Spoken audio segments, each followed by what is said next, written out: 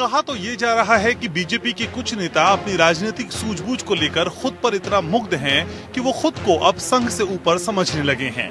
योगी को संघ के दबाव के कारण बीजेपी ने 4 साल तक झेला, लेकिन भारतीय जनता पार्टी का लक्ष्य सत्ता के माध्यम से संघ के उद्देश्यों को पूरा करना है और मोदी शाह की जोड़ी ने वो काम करके दिखाया है, जिसके लिए संघ ने करीब 100 साल तक जमीन पर मेहनत की है।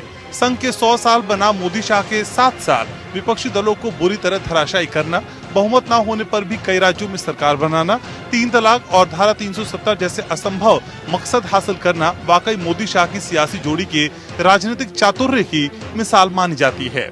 अब संघ पर दबाव बनाया जा रहा है कि आगामी विधानसभा चुनाव में जीत के लिए फ्री हैंड की जरूरत है।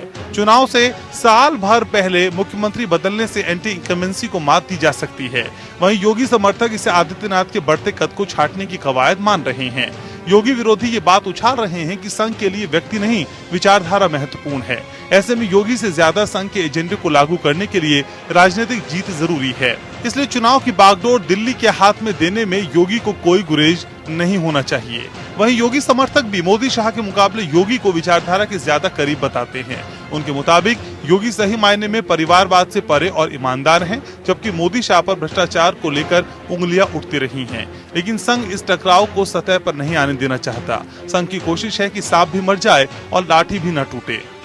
इसके लिए राजनीति में भेजे गए अपने स्वयं सेवकों में सत्ता के कुटाव पर नजर रखने का काम भी संघ करता रहा है। संगठन मंत्री से लेकर मुख्यमंत्री पद के लिए भी हमेशा से प्रचारकों को तरजीह देने की अलिखित नीति अपनाई जाती है, लेकिन संघ के करीबी नेताओं पर बीजेपी आला कमान लगाम लगाने में मुश्किल महसूस करता है।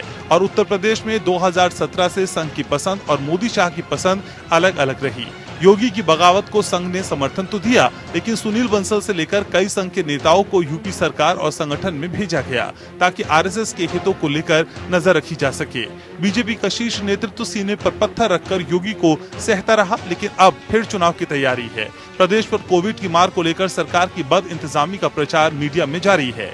ऐसे में योगी को लेकर संघ बीच का रास्ता तलाशने की कोशिशों में है। कहा जा रहा है कि योगी जी के नेतृत्व में ही चुनाव लड़ा जाएगा। जो लोग संघ से उम्मीद कर रहे हैं कि वो दूध का दूध और पानी का पानी कर देगा, योगी और मोदी शाह में संघ एक को चुनेगा, तो वो गलतफहमी में है, क्योंकि संघ कभी एक फैसला नहीं लेता। अटल बिहारी वाजपेयी को संघ बीजेपी का मुखौटा बताकर आरएसएस की अब तक की सबसे जानदार और शानदार व्याख्या अगर किसी ने की तो वो है संघ के पूर्व नेता और हिंदू चिंतक गोविंदाचार्य ने। भावी प्रधानमंत्री पद के दावेदार समझे जाने वाले गोविंदाचार्य अटल को मुखौटा बताने पर ही हाशिए पर इस कदर फेंक दिए गए कि कभी उनकी वापसी न हो सकी। गोविंदाचार्य को राजनीतिक वनवास में भेजना संघ के मुखौटा राजनीति की तस्दीक के लिए काफी है। गोविंद जी को संघ की राजनीति का मुखौटा उतारने की सजा मिली। लालकृष्ण आडवाणी ने नरेंद्र मोदी को गुजरात दंगों की वजह से हटाने के अटल के फैसले का विरोध किया था, लेकिन बाद में वही आडवाणी मोदी के मुकाबिल दौड़ से बाहर हो गए। योगी बनाम मोदी शाह के तथाकथित विवाद पर भी असलियत यह है कि ऊंट किसी भी करवट बैठे जीत संघ की ही होगी, क्योंकि मुखौटे की वजह से संघ को समझना बहुत आसान भी नहीं है। Bureau report, APN।